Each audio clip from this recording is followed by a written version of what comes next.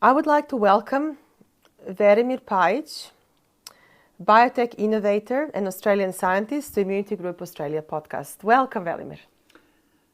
Thank you for having me, Dr. Nina Marković, and I'll call you Nina as I prefer. We've known each other for over a decade, and you've had so many incredible developments in your scientific life. But today I would like to talk about one latest innovation of yours, which is super exciting. Yes. And it is actually linked with skin microbiome. It is in a way, sure. Tell us, for our audience who would like to know more about, firstly, what is skin microbiome? Why do we need to protect our skin microbiome? What is it about it that we need to really pay more attention to? Well, the term skin microbiome is kind of more of a newer term because most of the people learned about a gut microbiome. There's so much that's been already written and said about. You can find a lot of supplements right across pretty much the global markets and so on. So, why I'm mentioning gut microbiome, which is your area, a particular area of your interest, is like if you think of all the microbiome that exists in the guts and on the internal linings of our digestive system or the specific parts of the system as well. In the same way, there is a microbiome that exists and coexists with us on our skin and is critical to skin health, and not just skin health and skin as the largest organ in our body, but also an overall health as well. So that balance of how that particular bacterial system works on the skin is totally in alignment, and a healthy skin is dependent on that particularly healthy microbiome. In the same way, the gut microbiome is kind of having relationship with our digestive system, immune system, and the whole body.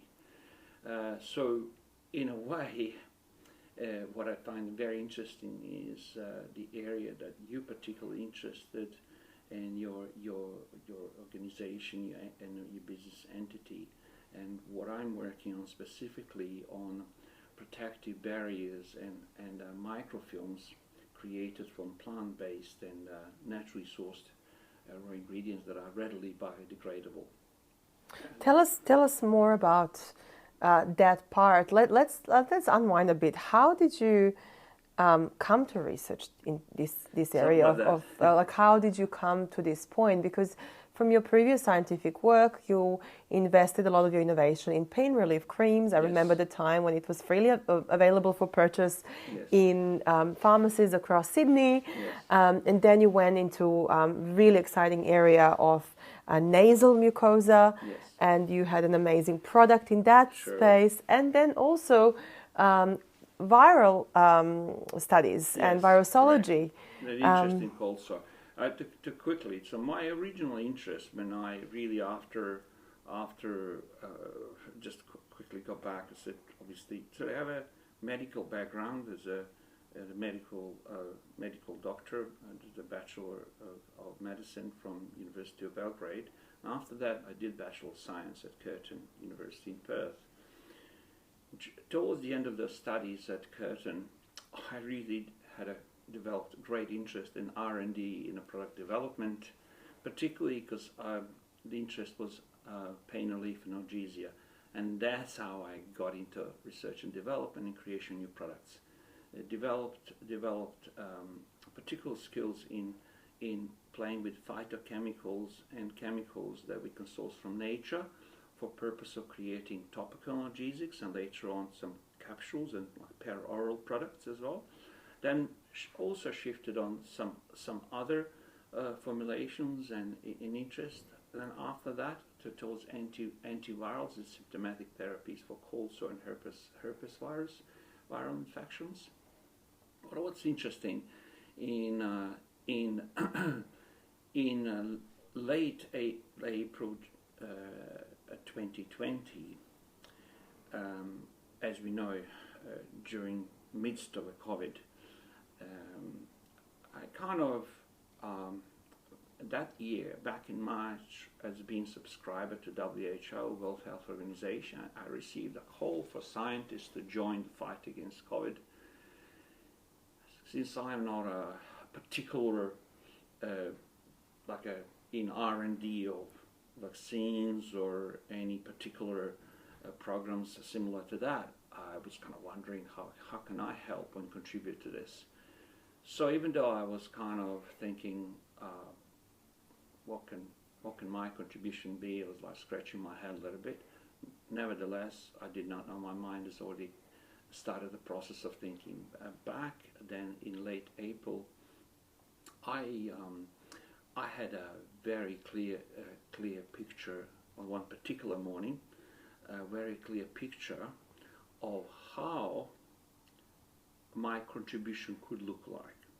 And that vision was a microfilm that's compatible with nasal mucosa, that doesn't affect mucosa in a negative way, but rather kind of goes with it, and it actually supports the function of that nasal mucosa.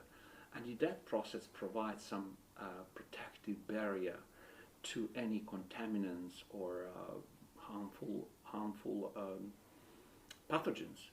So from a call for action from WHO, correct, that triggered your interest in this? That's what triggered wow. it. So even though, like I said, and this is a message to all scientists and students and young people that want to get into innovation, R&D, science, never underestimate the power of your mind, even though if you think exactly what I thought, to be honest, I was reading a letter, I was like, what can I do? It was, seriously, that was my question to myself. I mean, like, I even felt like honored to receive the letter. I was like, but yeah, that's call all for very help. nice. What can I do? And mind you, that's how it started. The rest of the history, because once I put in writing the whole concept of creation of a microfilm, that is, by the way, plant-based and fully biodegradable and non-toxic to humans. Tell us about that process. So what happens after a scientist, with your experience, and you've done patented products before, yes. What happens in that moment when you get this new idea? Guide us through that process quickly. Yes, very. So it starts with pretty much with very vivid visualizations of how something should look like, at least in my methodology that I've been working, developing, and hoping to even share in future with students and education programs. The idea is to visualize, it's almost a transdimensional level, how that microfilm should look like inside the nose, sitting almost like some sort of live carpet or some sort of semi-live carpet on the mucosa, and it doing its function, while perhaps an observer like me is like size of 100 nanometers sitting on a stool and observing all that. That in that process, visualization process, it's really important for you to have that vision. Then you use your knowledge or say, okay, I see what something could look like and what the solution could be. But that's just one of the first steps. Much bigger challenge is then, how do I create that so it ends up like that? So that obviously all those years what I did before, working on all kind of different products in medical and non-medical, in cosmeceutical and even some food industry, therapeutic food industry, kind of all that knowledge is then needed, plus obviously the medical background and so on. And it was clear to me that it really what drives me, and it's funny enough, it's one of the most important mottos of a company that was created following that visualization event, Liquid Limited, protecting our people and the planet and our planet. So it's not good enough, in my opinion, if we just create something for ourselves while not thinking about the environment, the planet. what you got to think about, it's slightly bit more difficult. You create something that will keep your quality of life good and better, and keep improving it while not deterring and destroying the quality of Mother Planet that we live on. Wow. That balance is very important to me, and then it's reflected in the work I've done, because every single product that I worked, it's the formulas or the product, and even in most recent times I moved towards medical devices. That's got to be in almost a symbiotic relationship with this place we live on. Health of the planet. So health of the people and health Constantly of the on my planet. mind when I develop, and even at the concept and a kind of that creation of the concept visualization phase, that is important for that thought to be on our mind. Because if we're going to make something, think of building a house. Well, you're going to have a vision of how the house should look like then, and the rest of it. But then you've got to think about the materials that you're going to use and so on. In the same way, medical formulas or products, in my case, it's obviously talking about medical products and non-medical products as well. Yeah, that's got to be in play. So what happened then? You wrote down the concept, and it was a very exciting new thought. So from mucosa of the nose, yes, to protect us from pathogens potentially, yes, to something else. Tell us about that. That's right. So really wrote a concept and presented to a number of people that actually supported that concept, and that's how Liquim was born. Liquim Proprietary Limited, and was later converted to Liquim Limited. And that's that we worked on this particular research development and created a solution that really was providing quite a good results in vitro. In the meantime, there was this great interest, like on possibility of utilizing this microfilm, biodegradable microfilm on the skin. My interest coming across some statistical data that's like almost like 2 billion plastic gloves and synthetic gloves getting disposed every day in a landfills. That wasn't sitting with me, and that just kind of everything came together.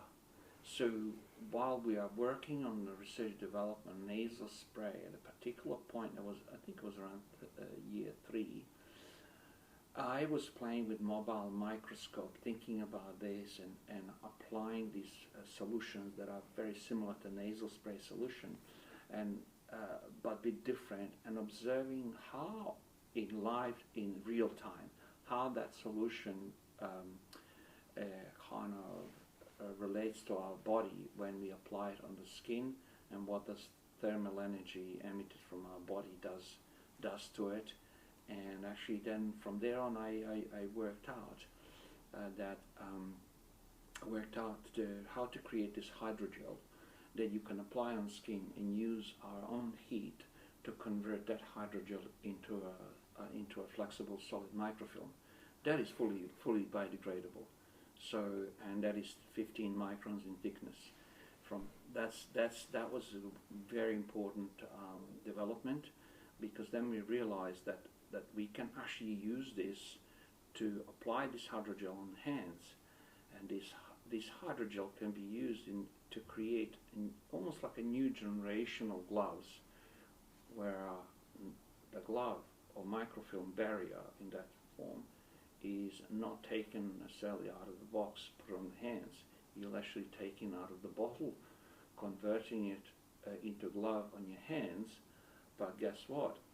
Once you finish with it, or obviously there are some conditions, which is because it's water soluble and so on, and it needs to be readily biodegradable. You can work in so many environments, but not in water and not in like alcohol, because that will dissolve it. However, the amazing thing is there are multitudes of activities across industry sectors where you can use this type of product and not ended up putting a glove in a landfill that's going to take 1 to 50 years to degrade. That made us very happy and proud, to be honest, and that's how this whole story with Rebel Glove started. Can we have a look? Can you show us how it looks like? This is our very first commercial product.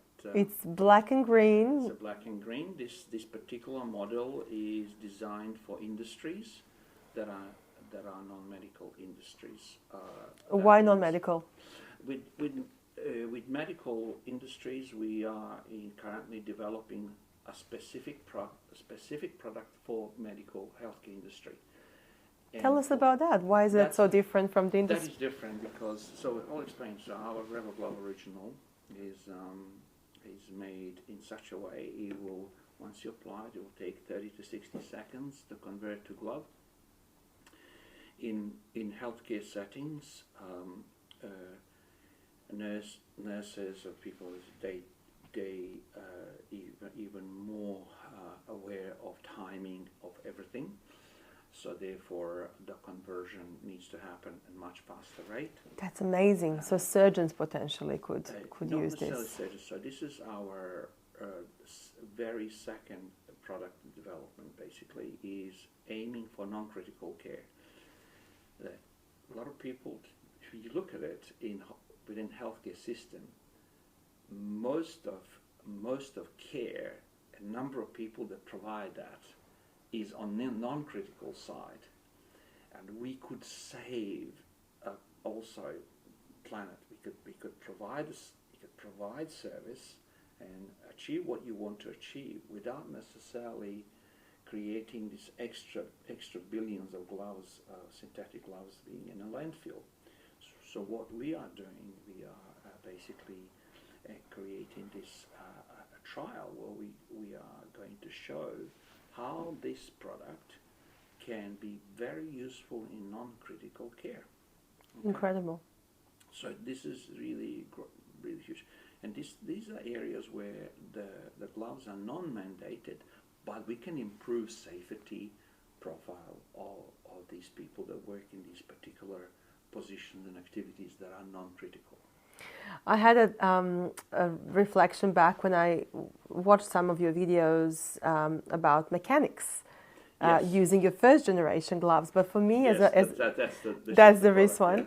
Yeah. But for me as a mom, and my children love arts and crafts, what I really loved is the exciting thing that people can use this product and use superglue. Now, can you tell us, because we know that superglue is almost impossible to remove. So, how does this work with superglue? Yes, it's actually a good in a way almost a party trick, because once you apply the microfilm, or the gel converts into microfilm. So imagine that's not like as if you apply the barrier cream, because barrier creams are actually creams that moisturizing and greasing your skin.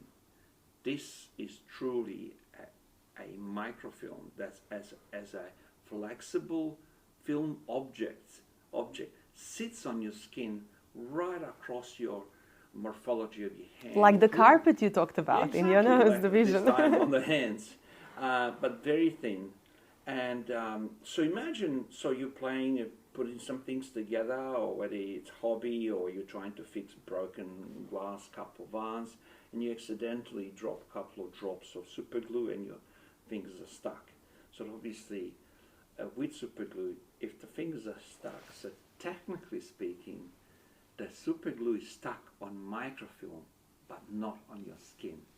Absolutely incredible. You put your hands under the running water, so the water will then dissolve the microfilm underneath the superglue, and which are then connecting your fingers or whatever it was, and then within seconds you'd just be able to release your fingers. That's revolutionary in itself.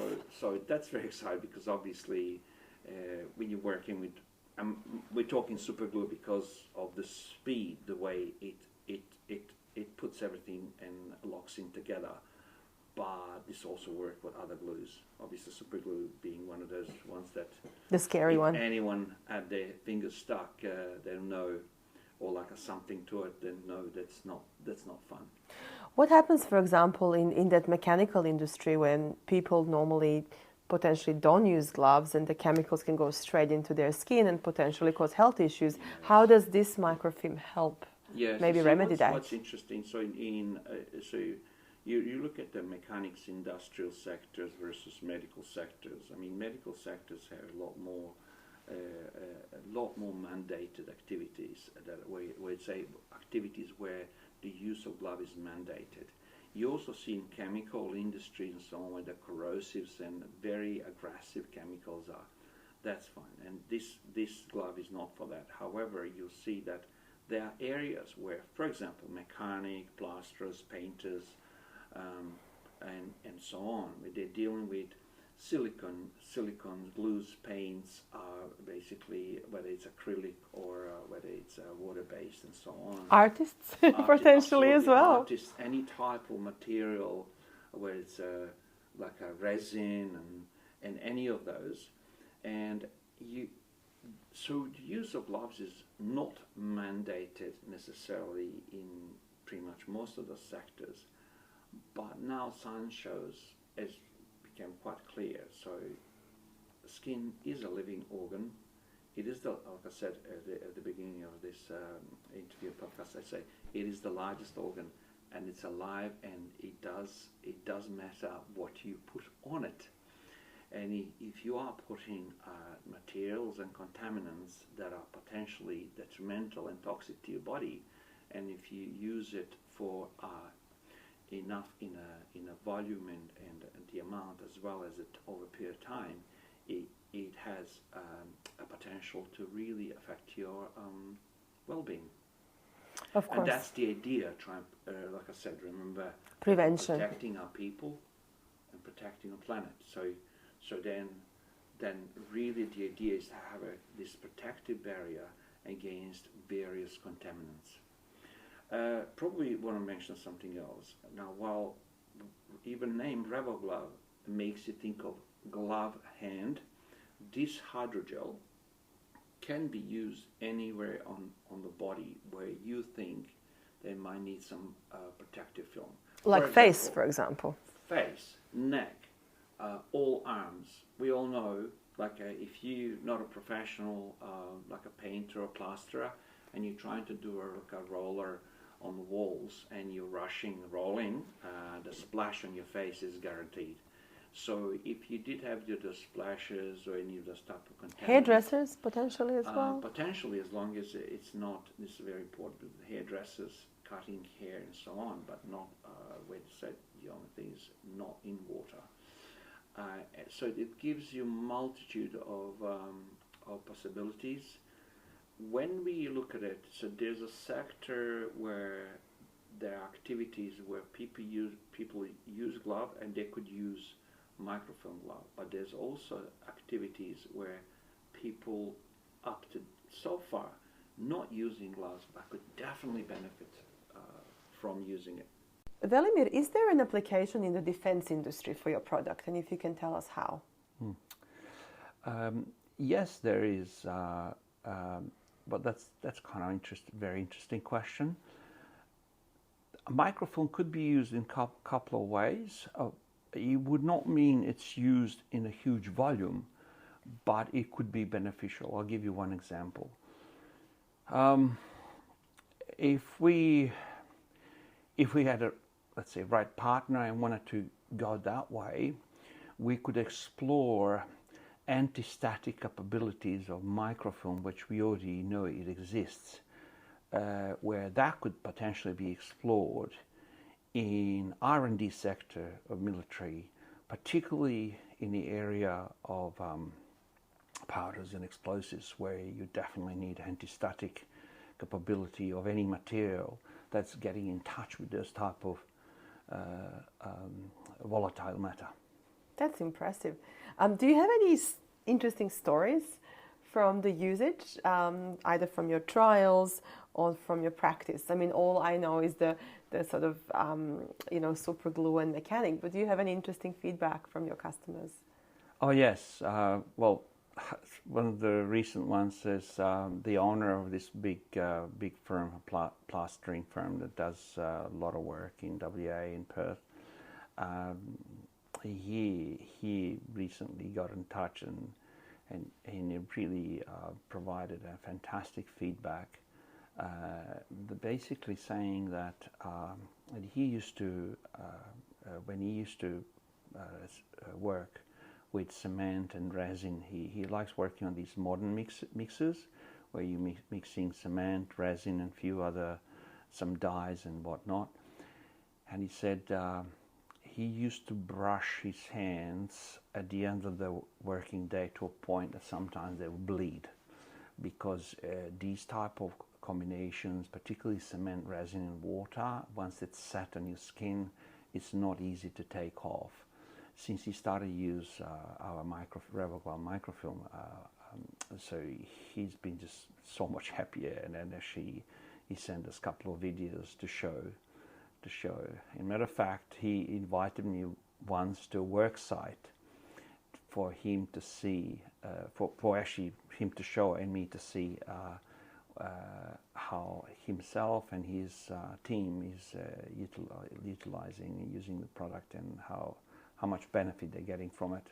That's a beautiful story. Yeah. And your paper on this topic has been selected to be presented at a major scientific symposium in Europe. Can you please tell us what it is and what is the paper going to be about? The panel from renewable materials in Europe, so in September there would be a symposium, a conference on renewable materials.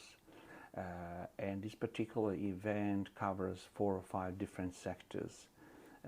We applied in sector of sustainability and carbon cycling and so on.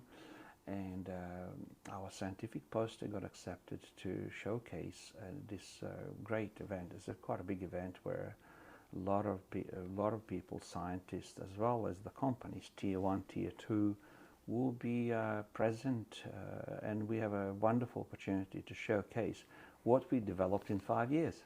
Amazing. So this is Australian research and development. Indeed. Showcasing in Germany as the major global platform for innovation, actually, in this field. Absolutely. So very exciting, and I'm really looking forward to showcasing our technology there and answering all questions to scientists or business people alike. We obviously open, apart from being happy to showcase what we developed, we opened to collaborations and partnerships and so on as well. As an Australian innovation company, tell me, how much support does a company like yours need from the government? Is there much government support in this sector in Australia? And what would you like to see improved in the future? Yes, that's a very important question, because as you imagine, anyone that had a startup or that started one know how difficult is the path. Me included, yes. You included, from concept onwards.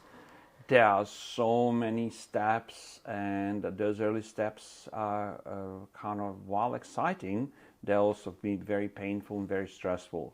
A lot of stress to founders and directors in those early stages come from they're relating to financial support, and in a way more that than support from experts. Australia is an amazing country. It's got so many experts, and we have so many innovators as well. So it's all very exciting. So yes, the early stages are extremely challenging, and is as good as you need to be in innovation, you also need to be in presenting your concepts and your IP to right people at private sector as well as the government sector. As from government sector, the The R&D tax refund program is fantastic and helps so many companies, not just ours. So I'm be very thankful to government for that. And because without that, is obviously, even though you can find private investors in private investment, that particular support to Australian innovative companies is, I believe, it's also critical. While we did not apply to too many grants, but I understand that the competition with grants is very challenging, and you also have to pay a lot of time and attention to it. So personally, in our 5-year journey, we did not apply to too many, but also we understand that there's a lot of competition there. So one could say, as you imagine, being innovator scientist, you always ask for a bit more grant money, as sure. Pretty much any of my colleagues will tell you the same. I think it's a wonderful opportunity for Australia. It's clearly not lacking innovation, and because there's so many innovators, and there's definitely support to government to innovative companies. I believe, from what I know, seeing how much innovation is coming for Australia, that bit of extra support could go a long way and support Australian economy in itself. So, yeah. And after this year, so your 5th year of being in this particular business, what's your vision for the future of this company? For this company, so my vision is, so at the same time, as you know, I'm optimist. I'm a perpetual optimist, and I should put it on my social media. I am that, but also I'm also realist. If you can possibly be optimist and realist, that's wonderful. What I'm trying to say here is, I'd like to see as a founder, this microfilm technology should be used globally. Okay, how can one create something and let's say make it global? That is a very long process, and if you try to achieve it yourself, I'd say probably that's not realistic. So try and put 2 and 2 together here is the way we see it. We brought this technology to a point of creating technology platform. This is why from now on we are started to go outside Australia. We're presenting our technology in Australia, outside Australia, particularly from next year. We'll be going to quite a few, and we're looking for partners, collaborators, and eventually we're looking for someone who can actually tier 2 or tier 1 company that would have such a strong network, and particularly distributorship network, that we can see this product on all continents. That, if you're doing it by yourself, would be very difficult to achieve. But I love your point about networks. Just tell quickly our listeners why are networks important in your business. Networks means everything. It's so as someone who is in CSO, Chief Scientific Officer position at Liquim, and also a founder and director, you got a network at scientific level, and you got a network at business level. You also got a network at governmental level. These are almost like different environmental sets, and each of those sets are critical to succession. Hence, a lot of founders, when we look at it, how difficult it is to make it, is really not that easy. Innovation is only one puzzle and asset of your whole